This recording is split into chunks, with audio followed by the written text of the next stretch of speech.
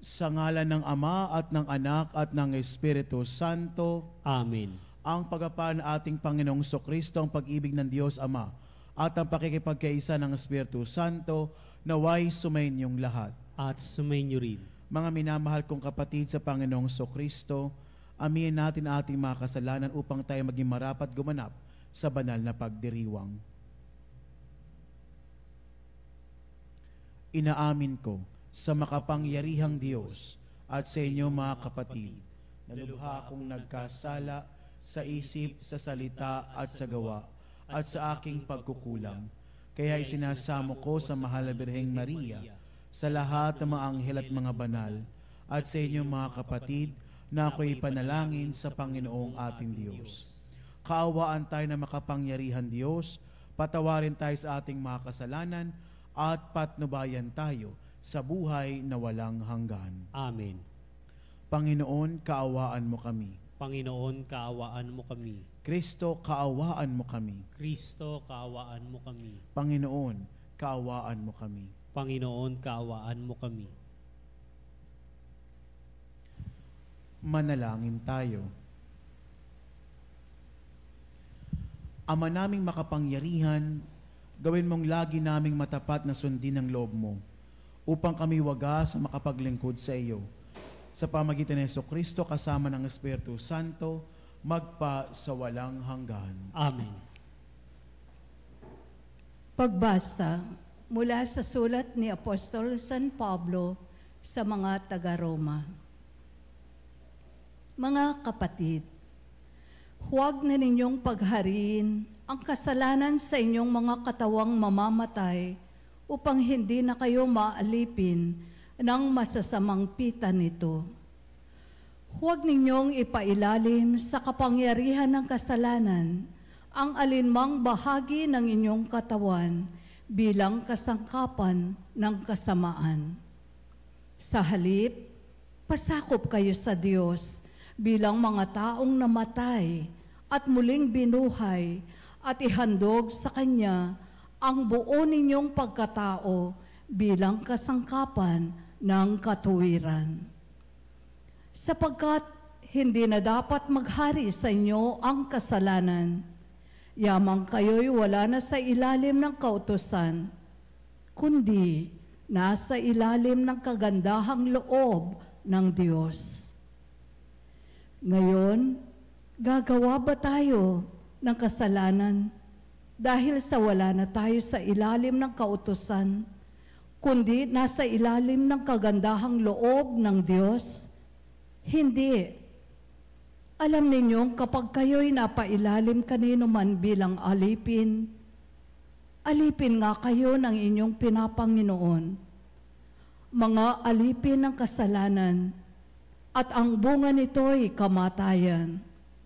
O mga alipin ng Diyos, at ang bunga nito'y pagpapawalang sala. Ngunit salamat sa Diyos, sapagkat kayong dating mga alipin ng kasalanan ay naging masunurin sa aral na tinanggap ninyo. Pinalaya na kayo sa kasalanan, at ngayoy mga alipin na ng katuwiran. Ang salita ng Diyos. Salamat sa Diyos. Sa pangalan ng may kapal, tayo ay tinutulungan. Sa pangalan ng may kapal, tayo ay tinutulungan. Ano kaya't di pumanig sa atin ang Panginoon? O Israel, ano kaya ang sagot sa ganoong tanong? Kung ang Panginoong Diyos sa amin ay di pumanig, nung kami sa lakayin ng kaaway na malupit, maaaring kami noon ay nilulun na ng buhay sa silakbo ng damdamin at matinding kagalitan. Sa pangalan ng may kapal, tayo ay tinutulungan. Maaaring kami nooy natangay na niyong agos, na anod sa karagatat, tuloy-tuloy na nalunod. Sa lakas ng agos nooy, nalunod nga kaming lubos.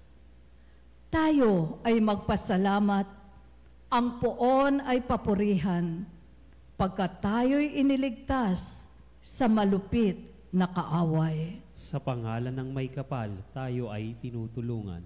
Ang katulad nati, ibong sa bitag ay nakatakas. Lubos tayong nakalaya nang ang bitag ay mawasak. Tulong nating kailangan ay sa poon nagmumula, pagkat itong lupa't langit, tanging siya ang lumikha. Sa pangalan ng may kapal, tayo ay tinutulungan.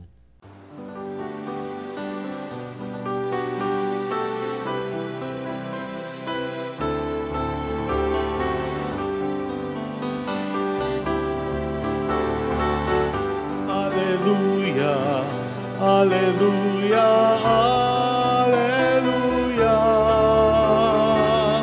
alleluia, alleluia,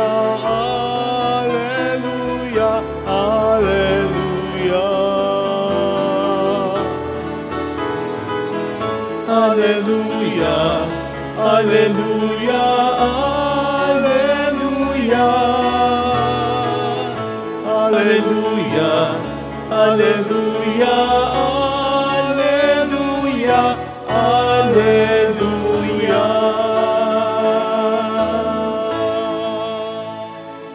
Sumainyo ang Panginoon. At sumainyo rin. Ang mabuting balita ng Panginoon ayon kay San Lucas. Papuri sa iyo, Panginoon.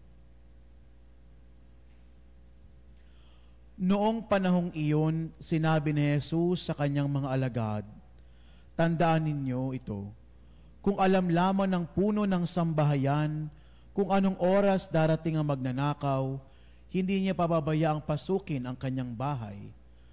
Kayo may dapat humanda, sapagkat darating anak ng tao sa oras na hindi ninyo inaasahan." Itanong ni Pedro, "Panginoon, sinasabi po ba ninyo ang talinghagang ito para sa amin o para sa lahat?" Tumugon ang Panginoon, "Sino nga ang dapat at matalinong alipin? Hindi ba siya ang pamamahalain ng kanyang Panginoon sa sambahayang iyon, upang magbigay sa ibang mga alipin ng kanilang pagkain sa karampatang panahon? Mapalad ang aliping iyon kapag dinatnan siyang gumagawa ng gayon pagbabalik ng kanyang Panginoon. Sinasabi ko sa inyo, pamamahalain siya ng kanyang Panginoon sa lahat ng ari-arian nito. Ngunit kung sabihin sa sarili ng aliping iyon, matatagalan pa bago magbalik ang aking Panginoon, at simulan niyang bugbugin ang ibang aliping lalaki at babae, at kumain, uminom at maglasing. Darating ang Panginoon ng aliping yaon sa araw na hindi niya inaasahan at sa oras na hindi niya alam. Buong higpit na parurusahan siya ng Panginoon at isasama sa mga di dapat. At ang aliping nakaalam ng kalooban ng kanyang Panginoon, ngunit hindi naghahanda ni sumusunod sa kalooban nito, ay tatanggap ng mabigat na parusa. Ngunit ang aliping hindi nakakaalam ng kalooban ng kanyang Panginoon at gumawa ng mga bagay na nararapat niyang pagdusahan, ay tatanggap ng magaan na parusa. Ang binigyan ng maraming bagay ay hahanapan ng maraming bagay, at ang pinagkatiwalaan ng lalong maraming bagay ay panananugutin sa lalong maraming bagay. Ang mabuting balita ng Panginoon. Pinupuri ka namin, Panginoong Hesukristo. Mga minamahal kong kapatid sa Panginoong Sukristo, ang taong malaya ay may kakayahang magmahal, at ang pagmamahal na ito ang siya magbubunsod sa Kanya upang siya'y makalaya mula sa pagkakaalipin sa kadiliman o sa kasalanan. Mga minamahal, ipinapaalala sa atin ni San Pablo Apostol mula sa unang pagbasa na tayong lahat ay pinalaya ng Panginoong Sukristo mula sa pagkaalipin sa kasalanan. At ang pagiging malaya ay bunga ng kanyang pagmamahal, ng kanyang pag-aaral ng sarili para sa ating kaligtasan. Gayunpaman, pinapaalala sa atin ang unang pagbasa na kung anong ating pinapanginoon, yun ang naghahari sa atin at nagdidikta ng ating isipan, ng ating puso, ng ating gawain. At kung tayo ay pinapanginoon natin ng mga bagay na hindi ayon sa kalooban ng Diyos, ito nga ang naghahari sa atin. Kaya naman ipinapaalala sa atin na mabuting balita na tayong lahat ay maging mapagmatyag sa lahat ng pagkakataon, sapagkat wala nakakaalam kung kailan darating ang Panginoon. Wala nakababatid ng saktong oras, araw o panahon ng kanyang muling pagparito. Kaya nga ibinigay ng Panginoong Kristo ang isang talinghaga patungkol sa mga alipin at sa kanilang Panginoon, na ang mga alipin na hindi nababatid ang kalooban ng Panginoon ay hindi nila alam kung kailan siya darating. Ngunit ang alipin na tapat, anuman ang mangyari, nandoon man o wala ang kanyang Panginoon, gagawin niya ang inaasahan at nararapat. At siya nga ay pamamahalain sa maraming bagay. Ipinapaalala sa atin at ipinapakita, mga kapatid, ng Ebanghelyo ngayon na tayo rin ay maging handa sa lahat ng pagkakataon, maging mapagmatyag sa lahat ng sandali, at ating buksan ang ating sarili para sa Panginoon, at ating bagang isa puso, isa buhay ng ating gawain, ang ating tungkulin, ang ating pang-araw-araw na buhay ay kinakailangan na sang-ayon sa kalooban ng Panginoon. Kaya naman, mga kapatid, ipinapaalala sa atin at ibinibigay sa atin bilang panuntunan ng mga pagbasa na ang paglayo natin sa kasalanan ay siya nagpapalapit naman sa atin sa kalooban ng Panginoon. Kagaya ng sinabi ni Apostol San Pablo sa unang pagbasa, na kung anong ating pinapanginoon, kung anong sentro ng ating atensyon, kung nasaan ating focus, kadalasan ito ang naghahari sa atin. Ito ang siyang umiiral sa ating puso. Kaya kung galit, puot, pagkainggit ang nakasentro sa ating isipan, sa ating puso, malamang maaaring ito rin ang naghahari sa atin. Ngunit sa kabaligtaran naman, kung ang kalooban ng Diyos, ang paggawa ng mabuti, ang pagsumikap na mabuhay ayon sa kalooban ng Diyos, ang siya naghahari sa atin, yun naman ang siyang makikita rin sa ating ginagawa, sa ating sinasabi, at maging sa ating pangarap sa ating buhay. Sa madaling sabi, mga kapatid, na kung ano nasa puso ng isang tao, yun ang naghahari sa kanya. Kung ano nasa puso ng isang tao ay nagdidikta sa kanyang isipan, at yun din ang makikita kadalasan sa kanyang mga gawa. Kaya tila baga ipinamumukha sa atin ni San Pablo Apostol na kung anong pinapanginoon natin ang siyang maghahari sa atin. Kaya naman, mga kapatid, sikapin natin nang maging sentro ng ating puso ay ang Panginoon at mapalayo tayo sa kasalanan upang mapalapit naman tayo sa kalooban ng Panginoon. At ito'y ating magagawa sang-ayon din sa panuntunang ibinibigay sa atin na mabuting balita, na kung tayo mapagmatyag sa ating pang-araw-araw na gawain. Anong ibig sabihin nito? Na bukas ang ating sensibility sa mga nangyayari sa atin. At kung minsan nga, ang kailangan lamang natin, common sense. Na kung makikita natin sa bawat araw, ang pagkilos ng Panginoon, ang paggalaw ng Panginoon, matutunghayan natin ang kanyang pag-ibig at pagpapala.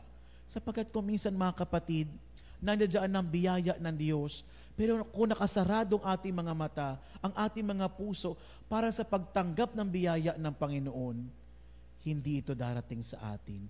Sapagkat tayo na rin ang siya nagsara ng ating sarili para sa biyaya ng Panginoon. Kaya sinasabi sa Ebanghelyo ngayon, maging mapagmatyag na ang isang tapat na alipin o lingkod ng Panginoon, nalalaman niya, nababatid niya ang kalooban ng Panginoon. Bakit? Sapagkat kanyang pinagbubulay-bulayan ang kalooban ng Diyos. Hindi ba ito'y para sa atin, mga kapatid, na kung tayo'y patuloy na nagpapalapit sa ating pananampalataya, higit nating nauunawaan ang kalooban ng Diyos, higit nabubuksan ang ating isipan, ang ating puso para sa Kanya. Bagamat hindi ating kayang arukin ang buong kaalaman, karunungan ng Panginoon, ngunit kung bukas sa ating puso, nandoon ang pagamatyag, ang sensibility, o kung minsan, common sense, para makita natin ang biyaya ng Panginoon. Kaya naman mga minamahal na kapatid, kung ating pagkasama-samahin ang mensahe, ang panuntunan sa buhay na ibinibigay ng mga pagbasa, ipinapaalala ni San Pablo Apostol ng ating paglayo sa paggawa ng kasalanan, nagpapalapit sa atin sa Panginoon, at kung anong nasa puso natin, yun ang naghahari sa atin. At upang bantayan natin, suriin, tignan, muling balikan ang ating mga puso, ipinapakita naman sa Ebanghelyo ngayon na kinakailangan nating maging mapagmatiyag sa mga nangyayari sa atin. Ating pagbulay-bulayan, palalimin sa ating buhay ang kalooban ng Diyos, at higit sa lahat, makita ito sa ating mga gawa. Kaya nga sa huling bahagi ng Ebanghelyo, sinabi rito na mga taong tumanggap ng biyaya ng Diyos ay higit din ang inaasahan sa kanila. Ang biyayang ito ang magbibigay sa atin ng kalakasan, magbibigay sa atin ng panibagong perspektibo, at gayon din ng panibagong pangunawa sa biyaya ng Diyos. Kapag maraming biyaya, marami rin tayong pagpapalang may dudulog sa ating kapwa. At nawa, sa bawat araw mga kapatid, sa bawat sandali, naway maging sentro ng puso natin ang Panginoong Kristo, at patuloy natin buksan ito upang pumasok ang kanyang biyaya at maging mapagmatiyag sa kanyang patuloy na pagkakaloob ng mga biyaya. Nawa maghari sa atin ang pag-ibig, ang pagmamahal, at sumilay sa atin ang kanyang pag-asa patungo sa buhay ng may kaganapan. Amen.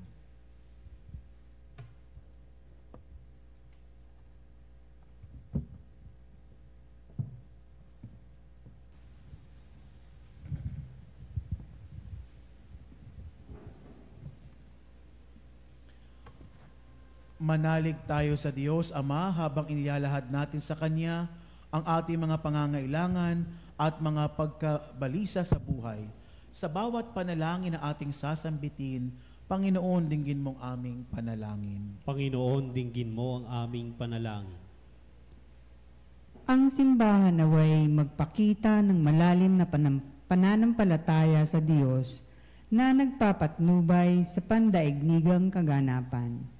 Manalangin tayo sa Panginoon. Panginoon, dinggin mo ang aming panalangin. Ang mga pinuno at manggagawa ng gobyerno naway maging tapat sa kanilang tungkulin at maging laging handang magbigay sulit ng kanilang gawain, hindi lamang sa tao, kundi lalo na sa Diyos. Manalangin tayo sa Panginoon. Panginoon, dinggin mo ang aming panalangin. Ang mga kabataan naway maging matiyaga sa gawain at pag-aaral at manatiling umaasa sa isang magandang kinabukasan. Manalangin tayo sa Panginoon. Panginoon, dinggin mo ang aming panalangin. Ang mga naghihingalo naway tumingin kay Kristo ng may pag-asa at nagbabalik loob sa pananalig. Manalangin tayo sa Panginoon. Panginoon, dinggin mo ang aming panalangin. Ang mga tapat na yumao naway magdiwang magpakailanman sa kaganapan ng mapagligtas na kapangyarihan ng Diyos. Manalangin tayo sa Panginoon. Panginoon, dinggin mo ang aming panalangin. Panginoon, sa iyong karunungan, nalalaman mong oras at ang araw, huwag mo nawang hayaang maging saradong aming mga puso sa iyong pagdating, sanhi ng aming pinagkakaabalahan. Hinihiling namin ito sa pamagitan ni Kristo na aming Panginoon. Amen. Amen.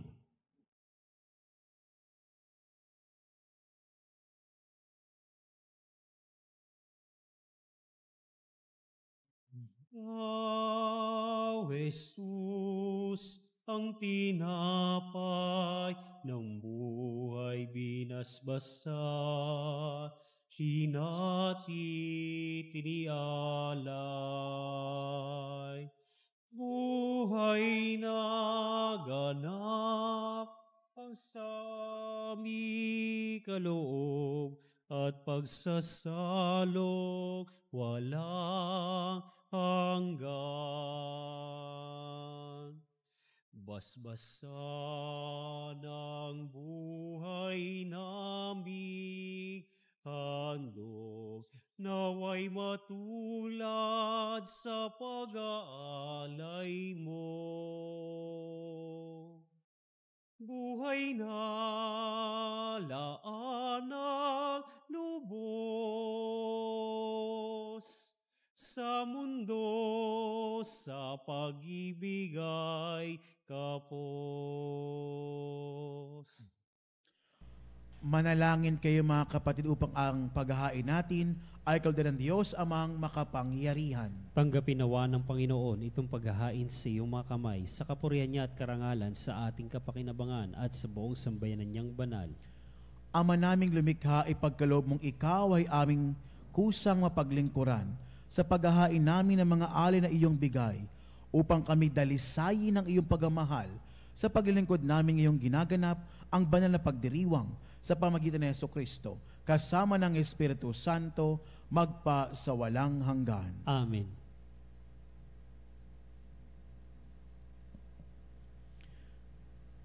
Sumainyo ang Panginoon. At sumainyo rin. Itaas sa Diyos ang inyong puso at diwa. Itinaas na namin sa Panginoon. Pasalamatan natin ang Panginoong ating Diyos. Marapat na siya'y pasalamatan.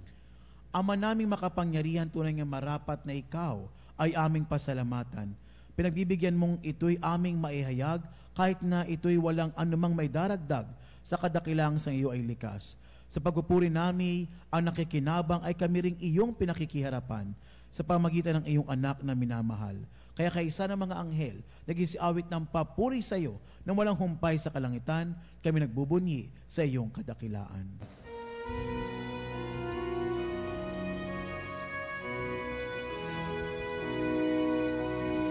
Santo, Santo, Santo, Panginoong Diyos ng mga hukbo, napupuno ang langit at lupa ng kadakilan mo. Hosana, Hosana sa kaitaasan,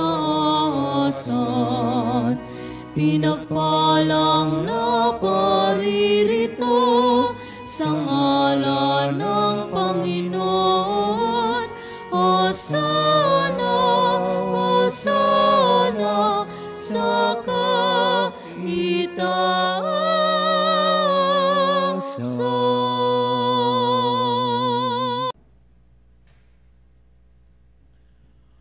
Ama naming banal, ikaw ang bukal ng tanang kabanalan.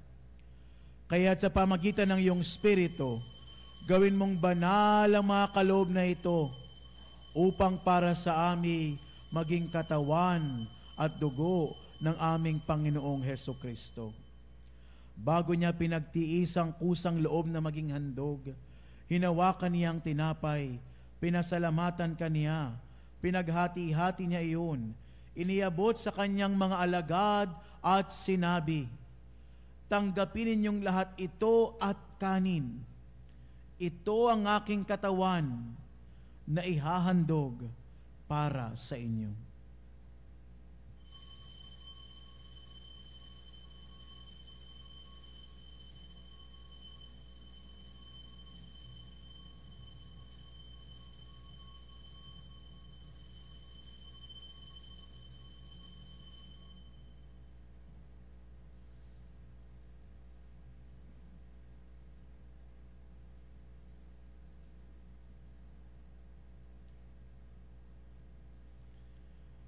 Gayon din naman nung matapos ang hapunan, hinawakan niyang kalis, muli kanyang pinasalamatan. Iniabot niyang kalis sa kanyang maalagad at sinabi, tanggapin ninyong lahat ito at inumin. Ito ang kalis ng aking dugo, ng bago't walang hanggang tipan. Ang aking dugo ni bubuhos para sa inyo at para sa lahat. Sa pagpapatawad ng mga kasalanan, gawin niyo ito sa pag-alaala sa akin.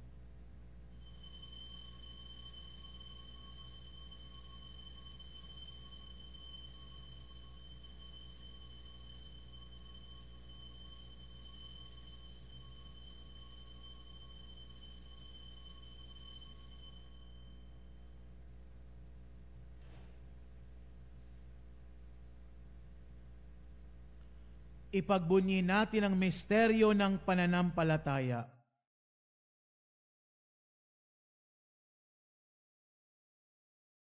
Si Kristo'y namatay, si Kristo'y nabuhay, si Kristo'y babalik sa wakas ng panahon. Ama, ginagawa namin ngayon pag-alaala sa pagkamatay at muling pagkabuhay ng iyong anak. Kaya't inialay namin sa iyong tinapay na nagbibigay buhay at ang kalis na nagkakaloob ng kaligtasan. Kami nagpapasalamat dahil kami yung minarapat na tumayo sa harap mo para maglingkod sa iyo. Isinasamo namin kayo magasalo-salo sa katawan dugo ni Kristo ay mabuklod sa pagkakaisa sa pamagitan ng Espiritu Santo. Ama, lingapin mo ang iyong simbahang laganap sa buong daigdig. Puspusin mo kami sa pag-ibig kay sa Papa at ni Ernesto na aming obispo at ng Tanang Kaparian. Alalahanin mo rin ang mga kapatid naming nahimlay na may pag-asang sila'y muling mabubuhay, gayon din ang lahat ng mga pumanaw. Kaawaan mo sila at patuloyin sa iyong kaliwanagan. Kaawaan mo pagintapating kaming lahat na makasalo sa iyong buhay na walang wakas. Kaisa ng mahal na Birheng Maria, ni ng Diyos, ni San Jose ang kanyang kabiyak ng puso, kaisa ng mga apostol at ng lahat ng mga banal na namuhay dito sa daigdig ng kalugod-lugod sa iyo, maipagdiwang nawa namin ang pagpupuri sa kararangal mo sa pamagitan ng iyong anak na aming Panginoong Heso Kristo.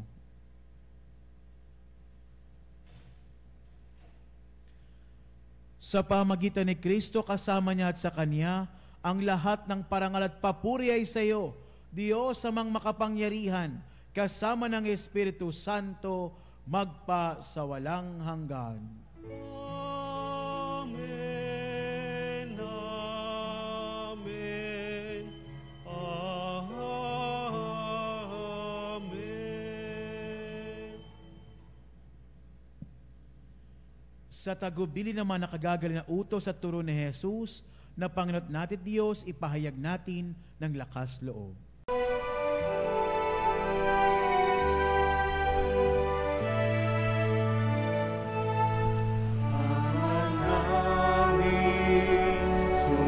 Sumasalangit ka, sambahin ang ngalan mo, mapasa amin ang kaharian mo, sundin ang loob mo. Dito sa lupa, parang sa langit, bigyan mo po kami ngayon ng aming kakanin sa araw-araw at paglawarin mo kami sa aming mga sala para na pagpapatawad namin sa nagkakasala sa amin, at huwag mo kaming ipahintulot sa tukso, at iadya mo kami sa lahat ng masama. Hinihiling namin kami diya sa lahat ng masama, pagkalooban ng kapayapaan araw-araw, iligtas sa kasalanan at ilayo sa lahat ng kapahamakan, samantalang aming pinananabikan ang dakilang araw na pagpapahayag ng tagapagligtas naming si Heso Kristo. Sapagkat sa iyong kaharian at ang kapangyarihan at ang kapurihan magpakailanman. Amen. Panginoong Heso Kristo, sinabi mo sa iyong mga apostol, kapayapaan ang iniiwan ko sa inyo, ang aking kapayapaan ang ibinibigay ko sa inyo. Tunghayan mo ang aming pananampalataya at huwag ang aming pagkakasala. Pagkalooban mo kami ng kapayapaan at pagkakaisa ayon sa iyong kalooban, kasama ng Espiritu Santo, magpa sa walang hanggan. Amen. Ang kapayapaan ng Panginoon ay laging sumainyo. At sumainyo rin. Magbigay ang kayo ng kapayapaan sa isa't isa. Kapayapaan po sa bawat isa, mga kapanalig. Kordero ng Diyos na nag-aalis ng mga kasalanan ng sanlibutan, maawa ka sa amin. Kordero ng Diyos na nag-aalis ng mga kasalanan ng sanlibutan, maawa ka sa amin. Kordero ng Diyos na nag-aalis ng mga kasalanan ng sanlibutan, ipagkaloob sa amin ang kapayapaan. Ito ang kordero ng Diyos. Ito nag-aalis ang kasalanan sa sanlibutan. Mapalad ang mga inaanyayahan sa kanyang piging. Panginoon, hindi ako karapat-dapat na magpatuloy sa iyo, ngunit sa isang salita mo lamang ay gagaling na ako.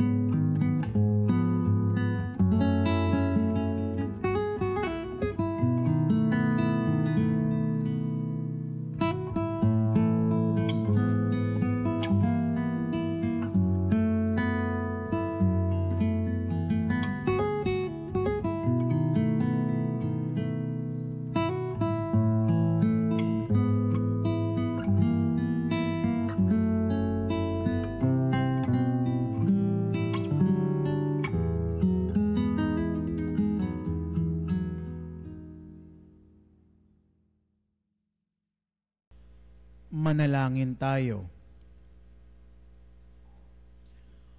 Ama naming mapagmahal, gawin mong sa aming banal na pakikinabang, kami ngayon ay iyong matulungan at mahubog para mamuhay sa kalangitan. Sa pamagitan ni Jesucristo, kasama ng Espiritu Santo, magpa sa walang hanggan. Amen. Sumainyo ang Panginoon. At sumainyo rin. Pagpalain kayo ng makapangyarihang Diyos, ang Ama at ang Anak at ang Espiritu Santo. Amen. Tapos ng banal na misa, humayo kayong taglay ang kapayapaan at pag-ibig ni Kristo. Salamat sa Diyos.